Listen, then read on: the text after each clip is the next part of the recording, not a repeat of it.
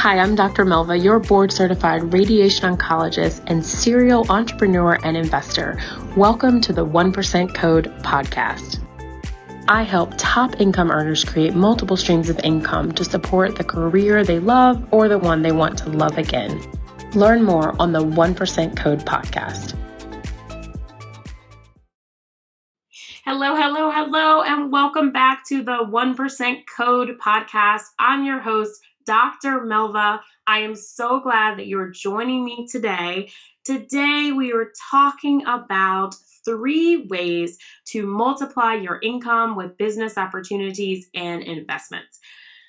Woo! This is going to be a lot of fun. Only choosing 3 was a little difficult for me, so spoiler alert, stay until the end because I'm going to give you 2 runners up. So before we start talking about ways that you can multiply your income with other business opportunities and investments, I really want to take the time to discuss with you numbers.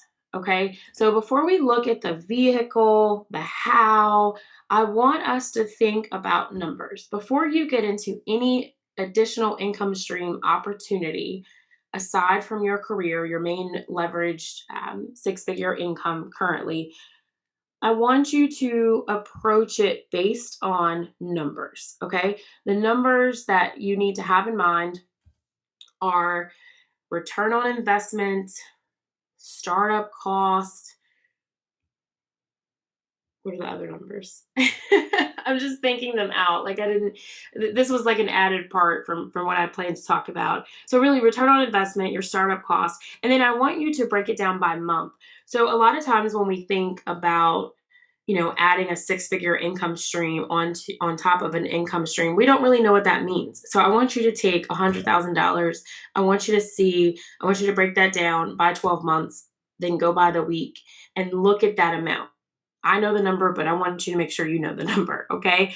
And when you look at that amount, I want you to take that amount, let's say by month, to make that amount per month to get to 6 figures, how many, of the product that we're going to sell, of the asset we're going to discuss, how many wins do you have to have? How many clients do you have? If we talk about that stream of income, how many wins do you have to get to that number to add that income stream? And the reason I wanted to focus on this is that it wasn't until after I got into a certain point of creating additional money outside of my career that I was able to really step back and understand the strategic goals. And if you've listened to any of these podcast episodes, you know that here at the 1% Code that we have to focus on strategy.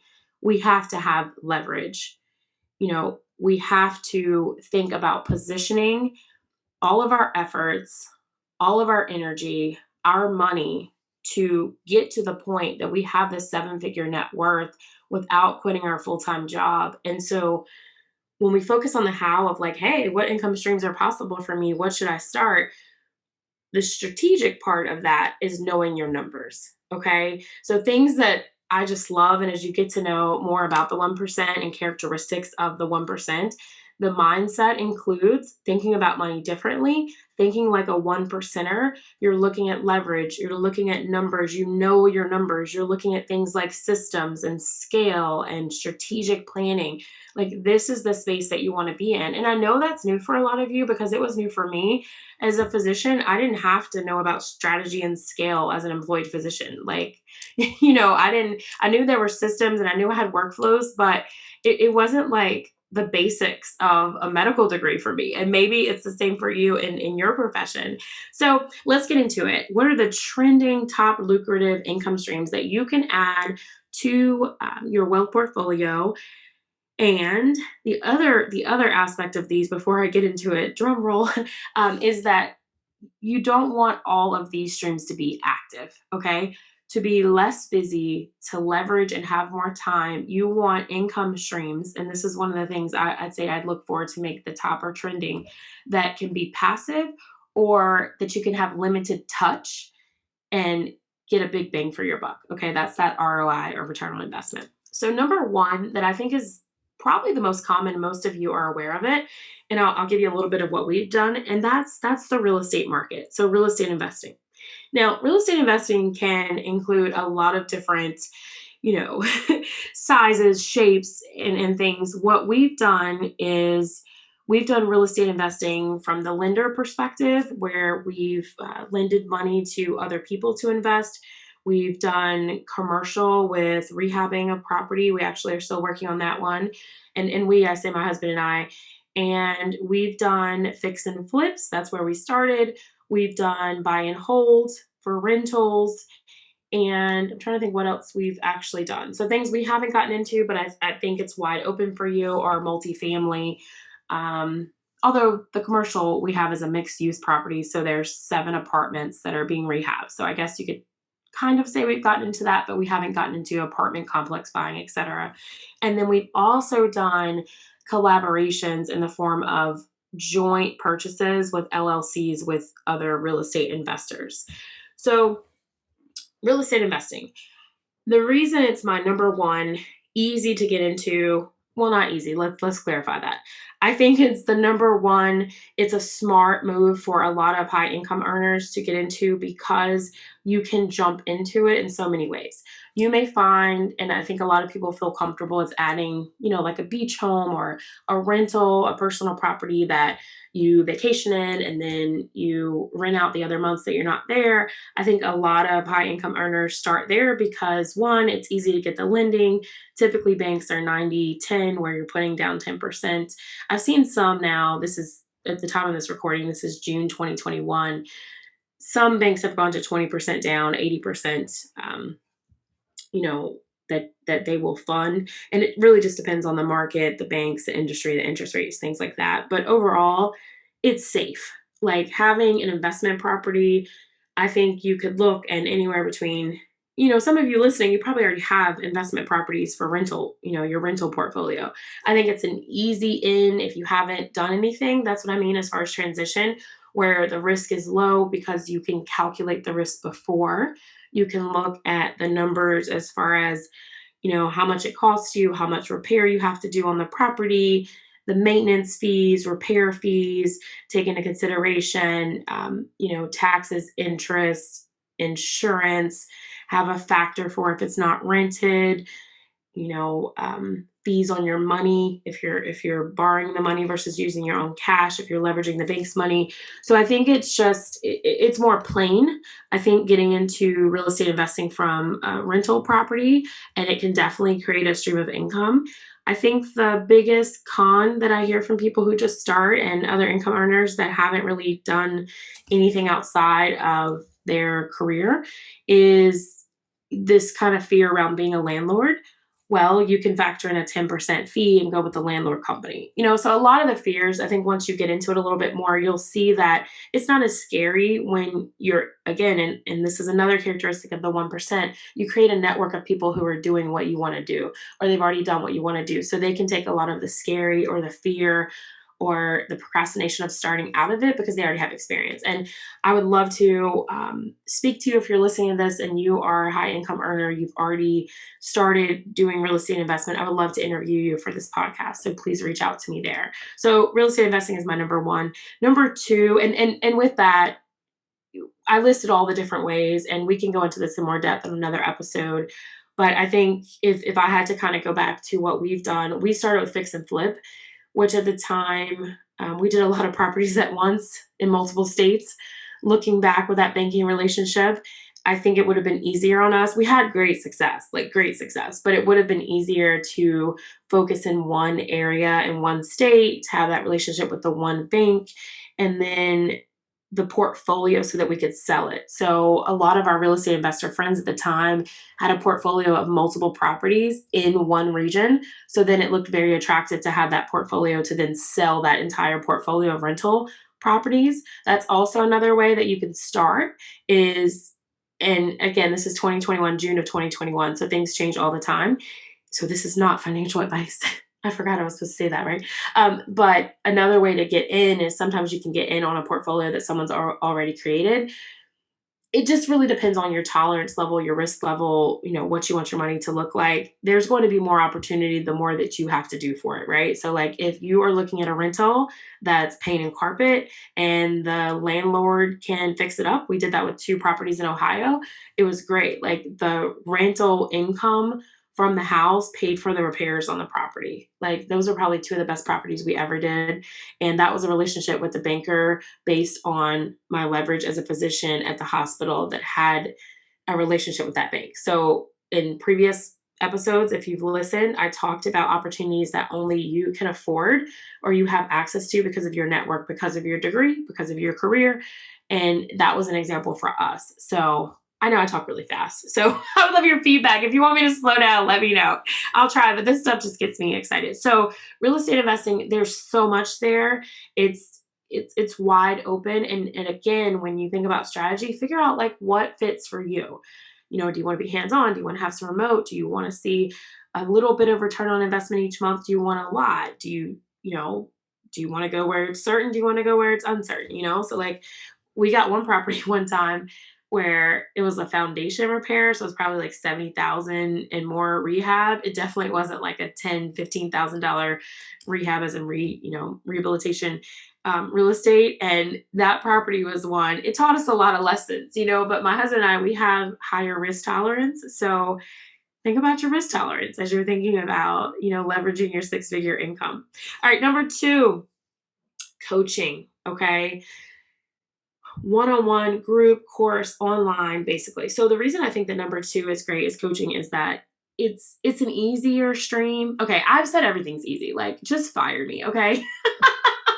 I might need to edit this. I might need to edit this part out. Like, I think everything's easy. It's not easy. Let me clarify that. Coaching is something that you already have the knowledge on. It's an asset that you have within, and it's an ability to turn that information, knowledge, experience into additional money, an additional stream of income. So that, I guess that's what I mean if I had to clarify it. So I think a lot of us think of coaching as creating a course. Well, you can create a course, but you also can be a consultant in what you do. And you can start with one on one. But if you want to leverage and you don't want to do one on one, or you don't have the bandwidth or the time or desire to do one on one, you can automate some of your coaching. Coaching can be done through audio episodes, videos that you could create, email series. If you're a writer and you have really good tips and tricks and guides, if you're more visual and you like to create pictures of maps to do a process that you know how to do well that could help people in your industry and with your experience, you know, packages that you can put together. So coaching can be combined with, products. There are a lot of physician entrepreneurs that I know personally that, for example, they're in the hair industry and they work through difficulties they had with their hair. So they were able to create better products to put on the market than what was available. And that created an additional income stream for them. And it was something they knew how to do. They'd already worked on for themselves and they were able to help other people. So I think when you think about coaching, online coaching, it's not only like creating a course. That's great to create a course, but you can also do that in many ways. Because I think a lot of us hear things like, oh yeah, like I'm working on my course. And then you look and you're working on your course like forever. The key to that, and you've probably learned this, is to really see what it is you're good in, what does the market want, like who are you helping? What is their urgent need? Like, for example, for me, I remember when I first started, I hired or I purchased a course or a coaching program from a mom, and she taught you how, like, I totally screwed it up. So don't ask me how the story ends, but from a mom who did a meal prep and it was based on prepping on a Sunday for frozen meals for the month. Well, somehow I don't have time today to go through that whole story, but basically, like, I made way too much. I had way too much prepped, and I ended up like giving it out to a homeless shelter.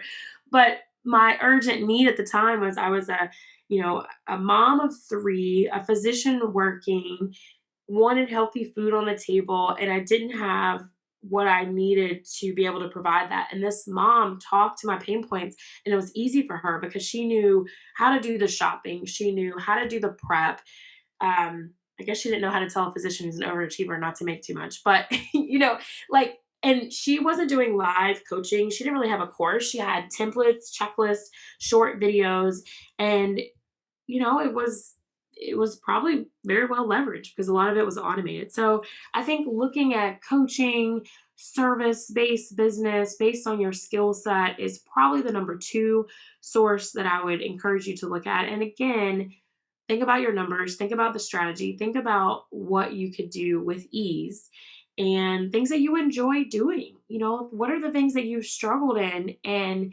if someone had told you or you knew before, you would be in such a different position in your life. So that's where I encourage you to start. And it doesn't have to be an all the time thing. Honestly, there's some people who have created sources of income based on doing 3 to 4 virtual summits, or it used to be a lot of in-person retreats. Of course, with the COVID pandemic in 2020, you don't see as much as that. But in literally 3 or 4 events, you could have an entire six figure or multiple six-figure income based on 3 to 4 times out of the year. So when you think about these sources of income, don't be tied to just what you've seen someone else do. Just know that being in the right network, having the right mentors, there are other possibilities. And if you're not yet in the 1% Code Collective, I invite you to join me there in the Facebook. I created that community really to help top income earners open up the possibilities to creating multiple streams of income, creating leverage in their life, diversifying their income. And these are things we talk about because I think a lot of people, when I ask what the struggle is, it's that you're the bottleneck in your business, or you don't have the information, or you have a lot of uncertainty around it. Well, the way to decrease overwhelm is certainty. The way to get certainty is to have strategy. The way to have strategy is to be in the collective circles of people that are doing what you want to do and have been where you want to go, right? So we have to up level our game by putting ourselves in these situations. So real estate investing, coaching, and number three, which we've also done, and this one scares people sometimes, but it's business acquisition, or I'll mix it with franchise ownership. So the reason I think that this is good for high income earners is that you can leverage your financial portfolio to get into a business that's already had a foundation. So a current franchise where a franchise owner is selling out, and you can come in and take over a business that's already been existing. And the reason I say franchise is because they have models and systems and investors and marketing departments, and they figured out a lot of it for you. So you have leverage. Now, are you going to pay some royalties? Yes. Are you going to have to, accommodate franchise, their marketing campaign, their systems on how they do things, even if it's not exactly how you like it? Sure. That's where your strategy and your research comes in on which franchise or business opportunity most aligns with your mission, your value, your core principles that you feel comfortable with. And the reason I say business acquisition is that you can scale your money a lot faster when you're not starting at ground zero. And I think the idea a lot of people have is like, oh my gosh, I'm going to start a business. And you start from ground zero. You've heard it. It takes 3 years to break even on a lot of businesses. So for us, that wasn't the case because the route that we took, and us again as my husband and I, we did an existing business and we approached it the same way we did with real estate. We said, okay, what's out there that is making money, but it's just like a rehab. It's like a fixer upper. It needs paint and carpet. But in the business world, we started with franchise. So we own a Cold Stone Creamery, or in the works at the time of this recording for a second Cold Stone Creamery. We have the rights to it. We're in lease negotiation for real estate. And then we also own a Subway franchise. And with those businesses, and just for comparison, our commercial building, we have a restaurant there it's a rehab, and we've had this one for a long time. I'll talk about it on another episode, but we're building our own restaurant too. So that desire of having your own name, not the franchise, like I totally get it and we get it. But while we're building our own restaurant, we're learning, like tried and true top models. Cold Stone Creamery is part of Kahala brand. So they have, I don't want to get to line, but I think it's like over 20 brands at this point that are part of their umbrella. So it's just like being an employee now. If you're in an employed position, you get to learn from the infrastructure of 7, sometimes 8-figure businesses that you can then apply to your own. So that's why I think looking at a business that, needs paint and carpet. So let's say like in a restaurant, the owner could be retiring, could be sick, and maybe doesn't have that same vibe, and you bring in a fresh perspective. Maybe you need to come in and the problem is advertising, and you connect with a local marketer to get that done. And these small tweaks can be $100,000 per year moves, like it was for us. The first year of owning Cold Stone Creamery, we increased the sales by over $100,000 in a pandemic year. And, I mean, let's be honest, when you get stressed, you want to eat ice cream. So the lines are out the door for ice cream during this pandemic with masks on, trying to keep them socially distanced with 6 centimeters apart, 6 feet apart, whatever. So, but these are just things that the 1% teaches you. Like, this is the 1% mindset, is what is a lucrative stream of income that we can get into, and what's the strategy? How available is it? How fast can I scale my money? And business acquisition and franchise ownership, that's how I look at it. And I think you'll see there's so many opportunities. But like I said, we look at business acquisition like paint and carpet, or is it a foundation repair? So like I talk about this a lot, but the Subway right now, the brand as a whole is going through a lot of um, new rebranding, and there's a lot of competition in the market. And so we got it at a point where it was more like a foundational repair, versus the Cold Stone location we had. It was really like some small tweaks that gave us really big bang for our buck. So those are the top three. Bonuses. Runner up number one is investing. So a lot of you may already be investing right now. So again, whenever I talk about additional income streams, I am referencing things that you can leverage, you can up level from what you're doing. So stocks, options, learning trading skills, long-term investments, like leaps for options. Those are things that I would look into. A lot of people are doing like cryptocurrency. It really depends on your appetite, but you can look at investing in the stock market for long-term plays, and really options is what we're learning. I have to bring on some experts. This isn't one where I could teach you everything, but I can definitely bring on people who've taught me a lot, where we've had great gains. But I think when you're looking at investing, options are a great start. Stocks, again, are long-term. So hopefully you're there already. A lot of people in our circles already are in the stock market or have that aspect set up. But I think that's a runner-up that we have to mention. And the second runner-up is affiliate marketing. So I taught courses on affiliate marketing, and I think I have some, free information out there if you just check my YouTube channel on the 1% code. But affiliate marketing can take on a lot of different variations. So a lot of times, again, if you've listened to any of the podcasts, I talk about collaborations. With collaborations, you can have affiliates, like you can be an affiliate of someone else that has a program already. It's kind of like the same similar concept like influencer marketing. But affiliates, you can represent someone else's product, service, technology, just depending on your industry.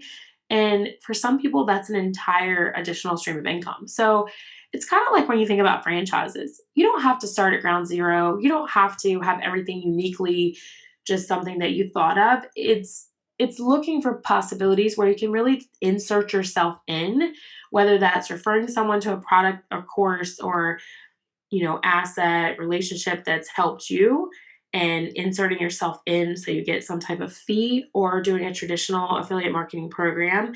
The opportunities are endless, but I did think it was worthy of mentioning as a runner up. Whew, that was a lot to go through. Are you still with me? Have you learned anything today on this podcast of 3 ways, actually it was 5, to multiply your income with business opportunities and investment? I hope that these have really opened your mind to what's possible out there. It doesn't have to be getting a second job to increase your income, or, um, you know, I hope you had as much fun listening to this episode as I had recording it. I look forward to seeing you on the next episode of the 1% Go podcast. And again, I want to thank you so much for joining me. Again, I am Dr. Melva. I am a wife, mom of 3 board certified radiation oncologists, serial entrepreneur, and investor. And I help top income earners create multiple streams of income. And I really want you to be able to leverage your money that you're getting from that 6-figure income. And I hope these top 3 ways and 2 bonus ones have helped you, uh, you know, think about how you can get that done. So we'll see you in the next episode. Thanks again.